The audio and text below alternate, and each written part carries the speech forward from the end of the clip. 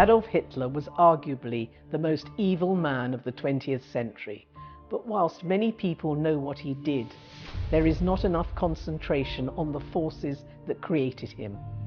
This film attempts to explore what made Hitler a monster and Hitler's ideas, which he expounded in his autobiography Mein Kampf. They were rooted in 19th and early 20th century German philosophy, extreme nationalism and racism. This analysis of his life, personality, and the forces that shaped him will explain how the unbelievable occurred. Hitler, by the sheer force of his personality and charisma, seduced different elements of German society by promising them panaceas for their troubled lives. Often motivated by self-interest, the best educated nation in the world, democratically voted into power an insane, narcissistic racist who, like a Pied Piper of German folklore, led them to their doom. His life and its study is a stark warning to future generations of the dangers of blindly following the populist leader who promises all, but in the end brings about chaos and destruction.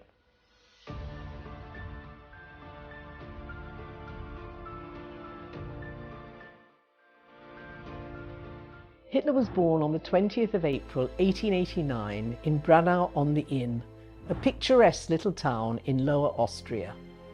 The area was very Catholic, very conservative, and very parochial. He was the son of a 52-year-old Austrian customs official called Alois Schicklgruber and his third wife and second cousin, Clara Pertz. His father was illegitimate, and the name was later changed to Hitler by his father, who later married his mother. Family relations were very complicated.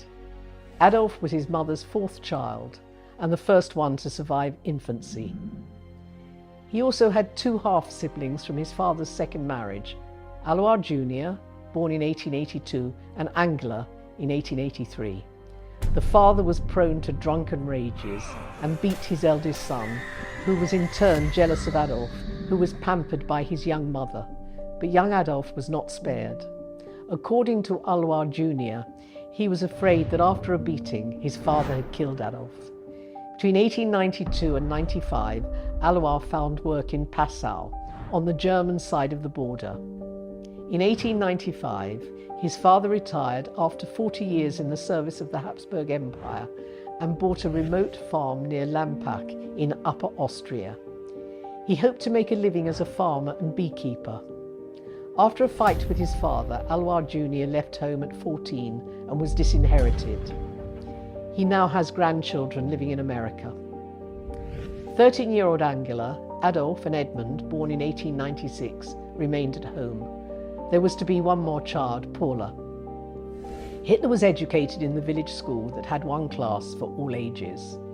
The rundown farm was unproductive, so in 1897 the farm was sold and the family moved to temporary quarters in Lampach, where Hitler went to the Benedictine boys' choir school. His mother Clara attended Mass regularly, but his anti-clerical father kept his distance.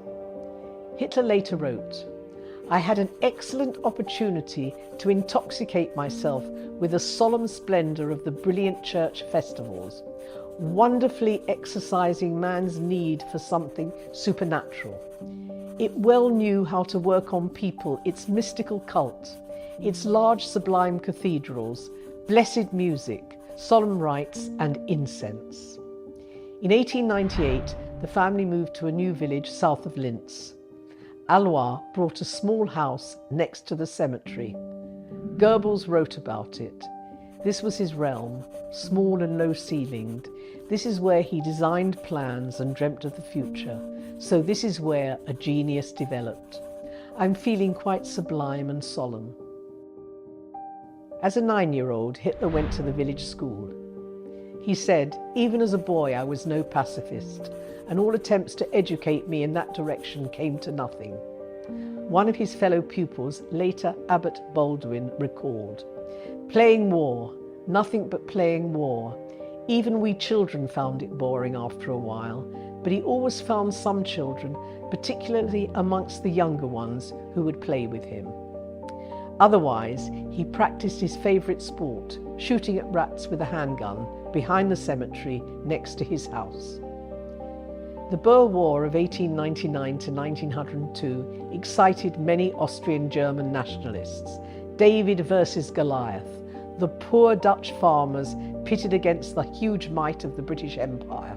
Hitler wrote, "Every day I waited impatiently for the newspapers, privileged of witnessing this heroic struggle even at a distance."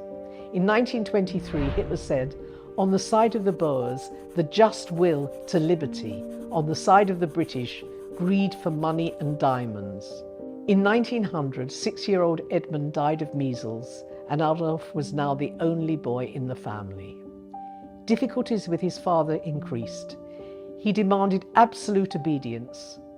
A school acquaintance of Hitler wrote, "Frequently, his father put 2 fingers in his mouth, let out a piercing whistle, and Adolf would quickly rush to his father. He often berated him. Adolf liked to read, but his father didn't hand out any money for books. Alois only had 1 book, a volume on the Franco-Prussian War, but in Mein Kampf he mentions his father's library. All witnesses portrayed Clara as a calm, loving mother. Alois wanted his son to become a civil servant. In 1900, he went to the Realschule in Linz. In his first year, his report was unsatisfactory. Because of low marks in maths and natural history, he was kept back a year. According to school reports, every year he received a reprimand for his general conduct and not producing homework.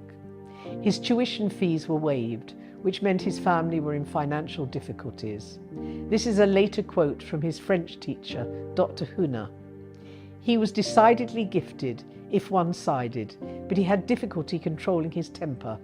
He was considerably intractable and willful, and always had to be right, and easily flew off the handle, and clearly found it difficult to accommodate himself to the limits of the school. He demanded unconditional subordination from his schoolmates, enjoyed the role of leader, and had been influenced by Karl May's stories and tales of Red Indians. Hitler later spoke about May. "I read him by candlelight, with a large magnifying glass and moonlight. He introduced me to geography." His sister Paula remembered, every night Hitler got a thrashing because he came home late. Hitler painted a negative picture of his father. "I was forced into opposition for the first time in my life." Goebbels wrote, "Hitler suffered almost the same youth as I did. The father a domestic tyrant, the mother a source of kindness and love." Hitler later told Hans Frank, his lawyer and later governor of Poland, that even as a 12-year-old he had to take his drunken father home from bars. And he said to Frank, "This was the most terrible shame I ever felt." His father, in retirement, inhabited saloons every day where he met with nationalist friends. Alois was a pan-German, but still loyal to the Emperor Franz Joseph. Linz High School was politically turbulent. The Catholics and Habsburg loyalists fought against the libertines and German nationalists. The loyals collected black and gold ribbons and portraits of the imperial couple, Franz Joseph and the Empress Elizabeth. The German nationalists collected busts of Bismarck and Greater German badges. Hitler in Mein Kampf described how he took part and sang Deutschland über alles. In their German nationalism, students were far more radical than their teachers, who as civil servants had to be loyal to the emperor at the expense of their careers. Hitler's favourite teacher was Dr. Leopold Perch, who was one of his first mentors and an anti-Semitic conspiracy theorist. Hitler wrote, "He used our budding nationalistic fanaticism as a means of educating us, frequently appealing to our national honour. Thus he was able to discipline us little ruffians." Perch was Hitler's teacher for 3 years in geography and 2 years in history. He also ran the school library, which brought him into particularly close contact with the young Hitler, whose reading he guided. In 1905, Perch joined Linz City Council as a representative of the German People's Party. He gave popular lectures on Germanic history. Hitler liked to emphasize that his experience as an Austrian German in the multinational empire gave him a far more intense nationalism than those of the German Reich. Hitler later stated, "I learnt that people of the same blood should be in the same Reich." He joined the camp of the radical Völkisch nationalists and rejected the multinational state. The High School of Linz had a good reputation because almost 1/3 of its students came from out of town. One such student from Vienna was Ludwig Wittgenstein. He was Hitler's junior by 2 days, but 2 grades above him. Wittgenstein was a conspicuous figure. He spoke an unusually high German, wore very elegant clothes, was very sensitive and extremely unsociable. He demanded that everyone address him formally as Herr Ludwig. Pupils would affirm that those of Jewish descent, like Wittgenstein, had no trouble at all, and many participated in Catholic religious instruction. At the time, there were 17 Jewish students, 323 Catholics, 19 Protestants, and 1 Greek Orthodox from Bosnia. Hitler was 14 in 1903 when a fight over language broke out in Linz. The bishop had permitted a Czech sermon in the church. Further, in 1904, German nationalists disrupted a concert by the Czech violinist Jan Kubelik. On the 3rd of January 1903, Alois Hitler, Hitler's father, died of a heart attack in the local tavern. He was 65 years old. Hitler's grades at school had not improved, so he had to leave. His doting mother sold the family home and moved to a 3rd-floor flat in Linz so that Hitler could be boarded at a school in Steyr. In 1904, Hitler was confirmed in Linz Cathedral. In 1942, Hitler said, "At 13, 14 and 15, I no longer believed in anything. Certainly none of my friends believed in the so-called communion. I thought at the time everything should be blown up." His grades continued to deteriorate, and after a lung ailment, he finished his school career. According to relatives, the sick boy was completely pampered by his mother. The family doctor was Jewish, Dr. Bloch. Later on, as an American exile, he published his memoirs and gave a remarkable picture of young Hitler. Dr. Bloch wrote, "To a very large extent, the boy lived in himself. His most striking feature was his love for his mother. I have never witnessed a closer attachment. She admired his watercolour drawings and admired his artistic ambitions." By this time, Hitler had determined on a career in the arts. His interest in politics also continued. He devoured newspapers, read nationalist papers, which were increasingly anti-Semitic. In the racist Völkisch politics of German and Austrian German nationalism, the Jews were more and more singled out as those responsible for all the ills in German society. A tiny percentage of the population, they had a very high visible profile across the arts, sciences and business. Racist politics could not accept that a Jew could be a German, so consequently all the ills of society were blamed on them. In Mein Kampf, he stated that the 2 years in Linz with his mother were the happiest in his life. He discovered a passion for music. In 1905, he met August Kubisek. Hitler profited from his excellent training in music. In his autobiography, Kubisek describes in detail the impact that Wagner's opera Rienzi had on the young Hitler. Wagner was a notorious anti-Semite and German nationalist and was at the centre of an intellectual group of huge influence in German and Austrian German society. The two went to see Wagner's opera Rienzi in Linz, which is the story of Cola de Rienzi, the son of a Roman bartender who became the People's Tribune, who united a splintered Italy into a powerful republic. After the opera, Kubisek recounts in his memoirs that the 16-year-old Hitler was completely transported and walked with him in the mountains around Linz. Kubisek wrote, "At such a young age, Hitler also fantasized about his role in the German people's destiny. In grand, infectious images, he outlined to me the future of the German people. Later on, the Rienzi Overture became the anthem of the Third Reich, always played at Nuremberg party rallies. According to Kubitschek, Hitler fell in love with a blonde Linz beauty called Stephanie. Shy, he admired her from afar. He dreamt of her as his wife and even designed the house they would live in. But he did not exchange a single word with her. He lived in his own fantasies.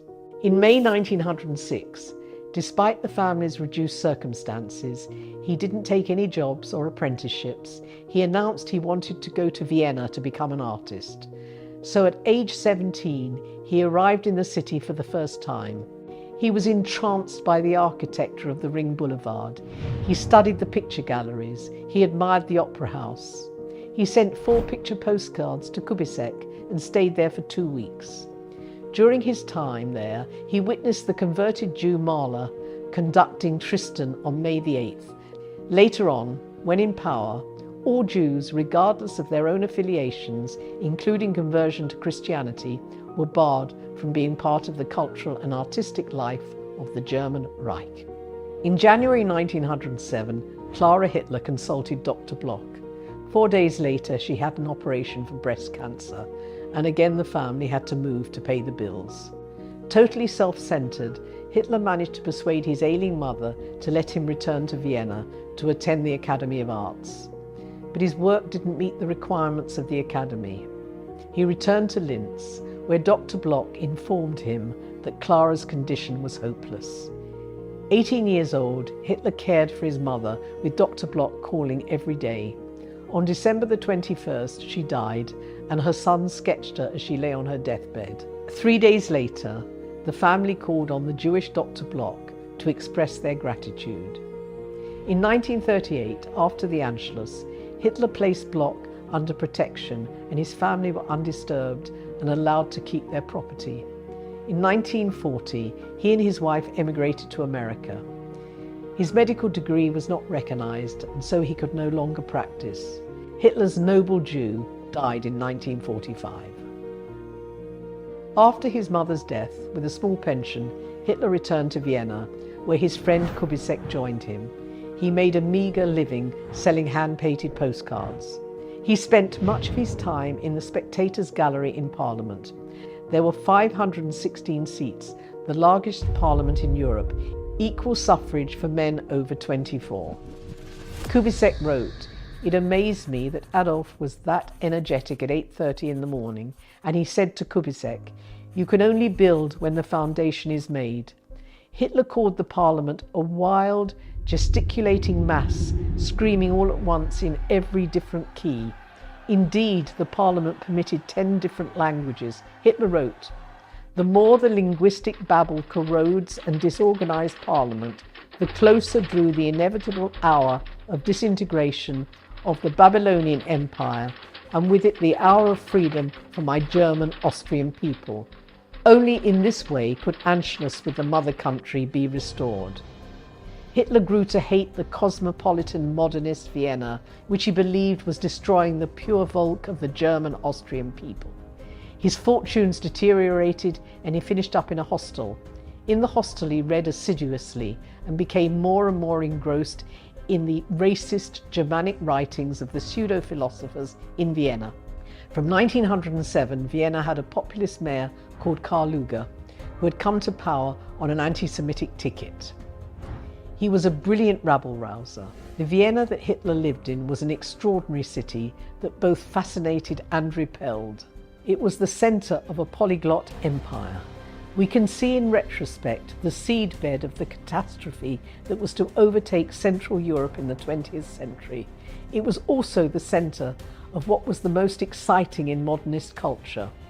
It was a cosmopolitan metropolis at the centre of an ultra-conservative empire, and it was also the European capital of kitsch. The metropolis par excellence of the value vacuum of modern civilization. Liberal humanists like Freud and Schnitzler were all too keenly aware that waiting to erupt beneath the thin veneer of bourgeois civilization lay powerful destructive sources. Vienna was 10% Jewish, and people of Jewish birth were very much at the forefront of modernity. They were highly visible in the professions, and in an empire which was so fractured, the majority of Jews turned to German culture. Hitler became obsessed with reading tracts on race history which abounded in Vienna. As a result of the turbulence of the modern world, pseudoscientists began to put forward theories of the modern world which divided people into races. Blood was what determined your race. A Jew could never be a German. It didn't matter if you were a rabbi or a Marxist or a convert. Blood determined your place in the world. In Vienna, the disaffected, disappointed Hitler began to see the Jew as responsible for all the ills of mankind. Who were the individuals who moulded Hitler's thinking? Houston Stewart Chamberlain, 1855 to 1927, was born in England and died in Bayreuth. Karl Skorsky, the historian, called him John the Baptist because he would be the forerunner to the Messiah who would save Germany. He was an Englishman who went to live in Germany and fell in love. He loathed modernity and industrialization and became obsessed by the myths and legends of the ancient Germanic peoples. He was also obsessed with the music of Wagner and plunged heart and soul into the depths of the master. Later on, he became a close friend of Wagner's widow and married their daughter. In 1889, Chamberlain moved to Vienna and published his most famous work, The Foundations of the 19th Century, in which he describes the pyramid of the races. The Aryans are the master race, and Jesus was an Aryan. He claimed all great European writers were Aryan, from Homer to Dante to Shakespeare and Goethe. The Jews were the anti-race, but the only race capable of destroying the Aryan. Chamberlain was hugely influential in the German-speaking world. When he sent his book, The Foundations of the 19th Century, to Kaiser Wilhelm II, the Kaiser replied, "God has sent you to me and Germany." George von Schörnerer, 1842 to 1921. His father was one of the most important railway pioneers in Austria, completing the first railway on continental Europe, and was elected to the nobility for his services to the empire. He was an employee of the Vienna Rothschilds, who had financed the railway network. His wife, ironically, was the great-granddaughter of a rabbi. Von Schörnerer studied agronomy, the science of the soil, at Austrian and Hungarian universities. After graduating, he worked on his father's estate. He is a paternalistic figure concerned with the plight of the peasants on the estate. The brilliant Prussian Chancellor Bismarck created German unification in 3 wars, with Denmark, Austria and France, cementing in the German psyche the power of war to feed German pride. After the Austrian defeat in 1866, Schörnerer became an ardent admirer of Bismarck. Even though Bismarck rejected Austro-German nationalism, there was at this stage an alliance between Austria and Germany. In 1873, the stock market crashed, which destroyed the life savings of thousands of ordinary individuals. With historic hindsight, it proved to be the death knell of liberalism. Schörnerer was elected to the Imperial Council, where he emerged as a great orator and a real firebrand. His politics became more and more extreme. He agitated both against Jewish capitalism and Catholicism and desperately wanted union with Germany. "If only we belonged to the German Reich," he said. His main appeal was to the lower middle classes, who dreamt of a single state for ethnic Germans. In 1882, he had drafted with the Jewish Victor Adler the Linz Programme. Imbued with race theory, he wanted the Germanization of the Austrian state.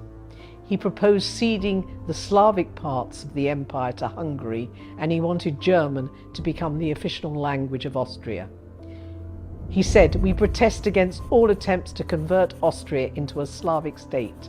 We should continue to agitate for the maintenance of German as the official language." In 1885, he added an Aryan paragraph to the Linz Programme, adding that only Aryans could become part of the German-Austrian state. He also wanted to break with Catholic Rome. He considered his struggle for Austrian Germans as a fight against the Jews. His campaign became even more vocal on the arrival of poor Eastern European Jews, refugees, escaping the pogroms of Russia, which began in 1881. "The exploitative international Jews are trying to destroy the empire," he said. His ideals became models for German student fraternities. He became a very powerful figure in Austrian politics. He urged German Austrians to wear the blue cornflower, the most favourite flower of the Kaiser, along with German national colours, red, black and yellow. He wanted Anschluss with Germany and the dissolution of the Habsburg Empire. Any member of his organisation had to prove Aryan descent. Totally anti-religious, his followers would meet during the solstices. The Germanic history of the tribes was celebrated and battle songs sung. He said, "If we don't expel the Jews, we Germans will be expelled." He wanted nationalisation of the Rothschild-owned railways.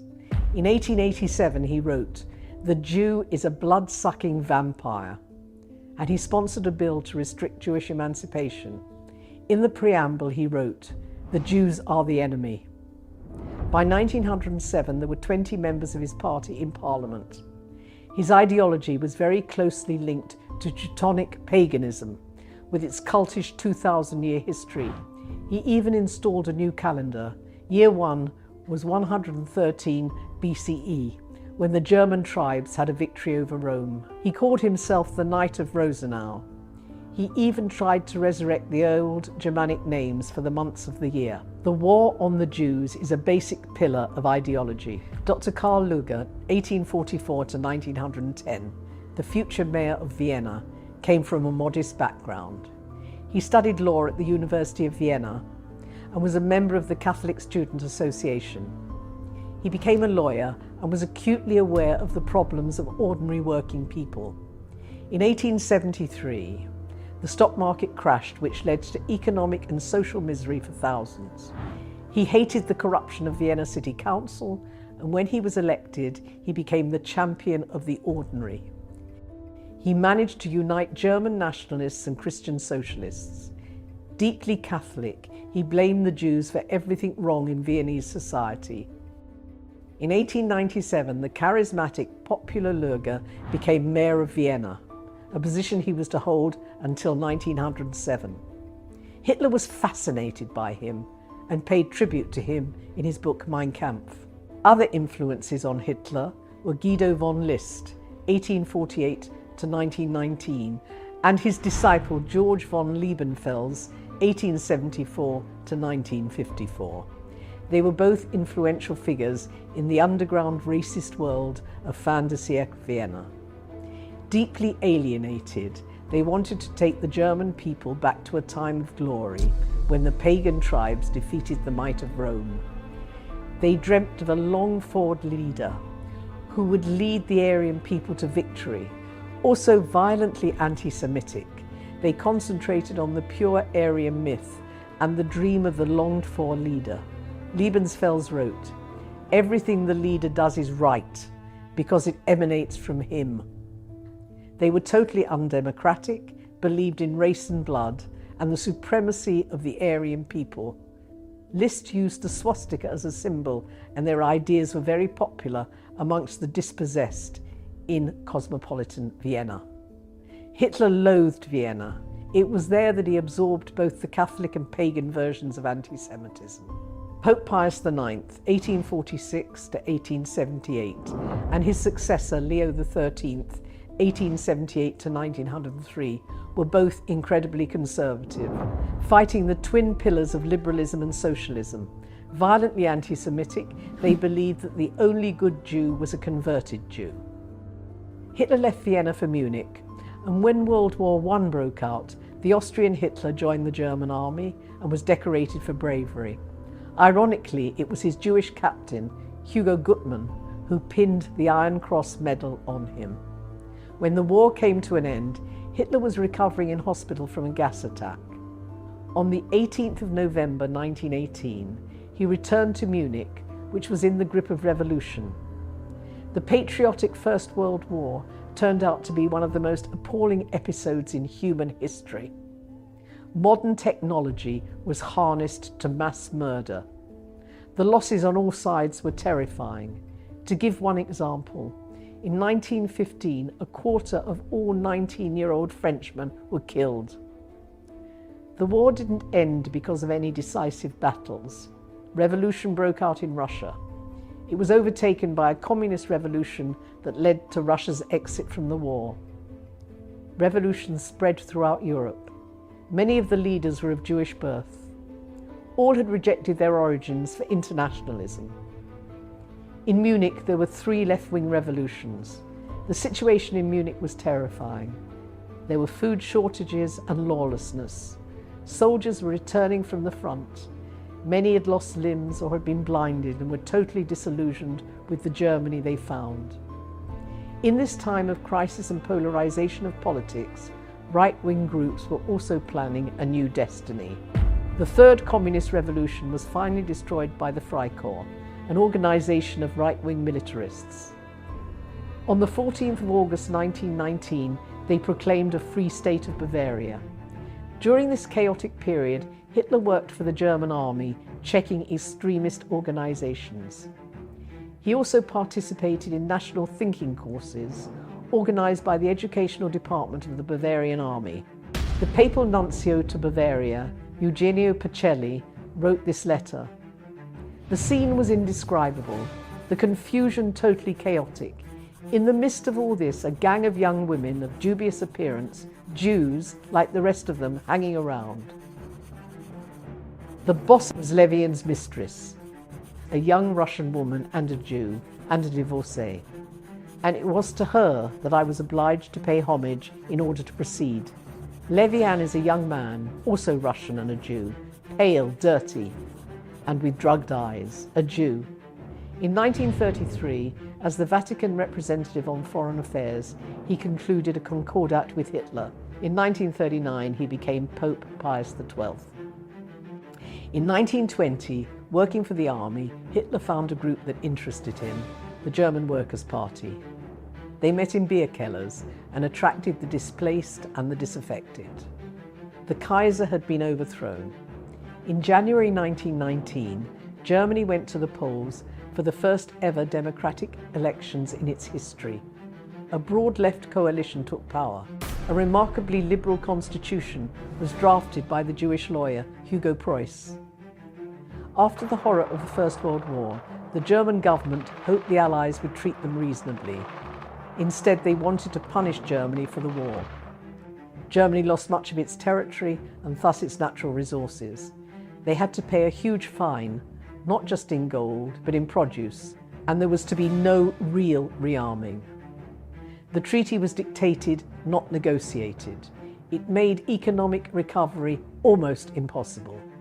The mark crashed and millions of people suffered. Unemployment reached 6 million. Against the backdrop, the culture that developed in Weimar, Germany, the government centred in Weimar because Berlin was too politically volatile, was innovative in cinema, theatre, art, literature and music. But to many people who felt their lives had been destroyed and that Germany had lost its pride and character, it was decadent and it was Jewish. The German Workers' Party was just one extremist group that played on the fears of the dispossessed. To them, the demon was the Jew, who was not German by blood and in their ludicrous fantasies was trying to destroy what was left of German society. Hitler was in sympathy with their views. He had studied acting and presentation, ironically with a Jew. Permeated by ideology, he emerged as a spellbinding orator who could bind the disaffected to him. Ruthlessly, he took over the small party and co-wrote the following manifesto, which later became the Manifesto of the Nazi Party. Their symbol was the swastika. When did Hitler really learn to hate the Jewish people and blame them for all the ills of society? By the time he went to Vienna, he was already a committed German nationalist, imbued with the music of Wagner. It was in Vienna that he subsumed himself in all the race literature of that strange city, named by the Jewish satirist Karl Kraus as an experimental station on the way to the end of the world. The reality was that the majority of Jews of Vienna were liberal and bourgeois and loyal citizens of the empire, but on the fringe of new ideas were names like Freud, Mahler and Schoenberg, new and disquieting. Hitler's views were reinforced by his time in Munich during the revolution. To him, the Jew was an evil force, each in league with each other. and determined to destroy and take over German civilization. In Munich, the left-wing revolutions failed, and Bavaria emerged as the most right-wing of all the German states. Many Baltic Germans and Russian aristocrats had escaped to Munich from the communist revolution in Russia. In the fear and the chaos, they blamed the most visible non-Christian minority, the Jews. The fact that many of the revolutionaries in Russia were of Jewish birth exacerbated the situation. The Protocols of the Elders of Zion is a scurrilous forgery which emanated from Tsarist Russia and claimed that the Jews were trying to take over the world. It found its way to Munich through these individuals. Hitler began to mix in these circles. He was introduced to extreme right-wing German aristocrats, including General Ludendorff, one of the heroes of World War I. Hitler was led to believe that the time was right for a takeover of Munich, an attempted putsch in November 1923. It was unsuccessful, and he was put on trial for treason. Ironically, because Ludendorff was also in the dock with him, it attracted extraordinary press attention. For the first time, his name appeared in international newspapers. At the trial, he spoke passionately as a German nationalist. The right-wing judges sentenced him to 5 years in jail, a very lenient sentence for treason. It was later commuted to 9 months. He was given the freedom of Lenzburg Castle, where many of the officers were in sympathy with him, and his own secretary, who later became his deputy, Rudolf Hess. In the castle, he was visited by Winifred Wagner and many other wealthy, high society, right-wing anti-Semites. It was here that he wrote Mein Kampf, My Struggle, in which he laid out his views. Emerging from prison, he decided that the way to power from now on was to use the democratic process, and the renamed Nazi Party went to the polls. In the elections of the 4th of May 1924, they secured 6.6% of the vote. It was during this time he attracted to himself figures who would be with him to the end, including, arguably, the best propagandist of the 20th century, Joseph Goebbels. He had his own newspaper, which spewed out the most appalling racist slogans against the Jewish people. Although he was attracting more and more followers and had his own private army, the SA, under the command of Ernst Röhm, the Nazi Party was not doing too well at the polls. Why? Because America had decided to invest money, stabilize the currency, and to make Germany a safer place. In the elections between 1924 and 1928, the Nazi vote went down to 2.6%, with the broad left and the Liberal Party attracting most support. It's an irony of history that when society is relatively stable economically, socially and politically, the need to hate and find a scapegoat is not so prevalent. But in October 1929, Wall Street crashed, and in the linked economies, Germany, so newly recovered, was plunged into chaos. Hitler, with his charisma, his private army and his promises, began to succeed at the polls, and in the elections of September 1930 polled 18% of the vote. By July of 1932, through the deep depression, his figures went up to 37%. He used every modern method of propaganda and seduction to appeal to the voters. He promised every group a paradise, provided they followed and obeyed him. The President of Germany was a right-wing war hero called Hindenburg. By the end of 1932, where the Nazis were the largest party in the Reichstag, he was persuaded to bring 3 of them into government, and Hitler became Chancellor of Germany in January the 30th, 1933. On February the 27th, 1933, the Reichstag burnt down. It was the perfect storm for Hitler. Constitutional liberties were suspended and a state of emergency declared. And in the elections of the 5th of March 1933, the Nazis polled nearly 44% of the vote, but with the backing of other right-wing parties, they took control. The law was passed, the unity of the party in the state, and from then on, there were no more elections in Germany. Anti-Semitism was an important cement in the mass Nazi appeal. But not all Germans who voted for the Nazis were necessarily racists or anti-Semites, but they